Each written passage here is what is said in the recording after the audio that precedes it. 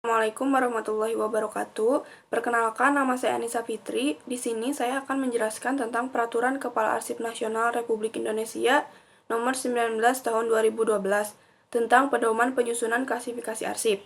Yang pertama ada identitas regulasi, nomor regulasi nomor 19 tahun 2012, judul Peraturan Kepala Arsip Nasional Republik Indonesia tentang pedoman penyusunan klasifikasi arsip. Diterbitkan oleh Arsip Nasional Republik Indonesia atau ANRI, ditandatangani oleh Kepala Arsip Nasional Republik Indonesia, Bapak Muhammad Asyidin, dan ditetapkan di Jakarta pada tanggal 28 Desember tahun 2012. Isi regulasi yang pertama, Pasal 1, Ayat 4, klasifikasi arsip adalah pola pengaturan arsip secara berjenjang dari hasil pelaksanaan fungsi dan tugas instansi menjadi beberapa kategori unit informasi kearsipan. Pasal 1 ayat 13, retensi arsip adalah jangka waktu penyimpanan yang wajib dilakukan terhadap suatu jenis arsip. Ayat 14, jadwal retensi arsip yang selanjutnya disingkat JRA adalah daftar yang berisi sekurang-kurangnya jangka waktu penyimpanan atau retensi, jenis arsip, dan keterangan yang berisi rekomendasi tentang penetapan suatu jenis arsip, dimusnahkan, dinilai kembali, atau dipermanenkan, yang dipergunakan sebagai pedoman penyusutan dan penyelamatan arsip. Pasal 4, penyusunan klasifikasi arsip harus sesuai dengan ketentuan teknis. Yang pertama logis, maksudnya susunan klasifikasi dapat dimengerti oleh semua orang. Yang kedua faktual, maksudnya dapat merekonstruksi kejadian yang sebenarnya. Yang ketiga, perbaikan berkelanjutan, maksudnya dapat beradaptasi terhadap perubahan struktur organisasi. Yang keempat, sistematis, maksudnya tersusun dari fungsi, kegiatan, dan transaksi. Yang kelima, akomodatif, maksudnya dapat menampung atau menjamin seluruh fungsi, kegiatan, dan transaksi secara lengkap. Yang keenam, kronologis, maksudnya dilakukan secara berurutan sesuai tahapan kegiatan.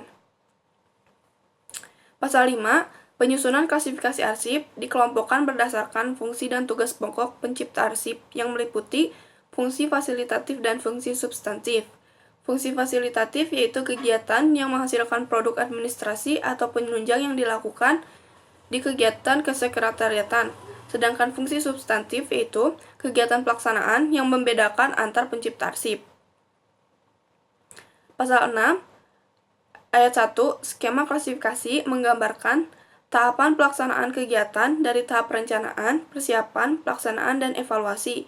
Ayat 2, skema klasifikasi disusun dalam bentuk berjenjang, yang dijabarkan dari pokok masalah ke submasalah sampai ke sub-submasalah. Skema klasifikasi meliputi nama atau judul fungsi, nama kegiatan, dan nama transaksi-transaksi kegiatan. Pasal 7, Ayat 1, dalam menentukan klasifikasi arsip, pencipta arsip dapat memilih sistem pengkodean secara fleksibel sesuai dengan kebutuhan.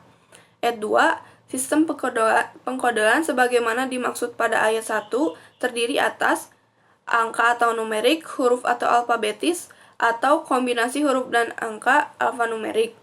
Ayat 3, teknik penulisan arsip memuat minimal unsur-unsur kelengkapan arsip, meliputi nomor urut, kode klasifikasi, judul pokok masalah, submasalah, dan sub-submasalah. Urgensi, munculnya revolusi industri 4.0 berakibat pada perkembangan teknologi informasi dan komunikasi. Digitalisasi arsip dapat membuat penyusunan klasifikasi arsip menjadi lebih mudah dan efisien dengan dilakukan secara elektronik. Selain itu, penggunaan arsip elektronik ini dapat mengurangi biaya yang dibutuhkan.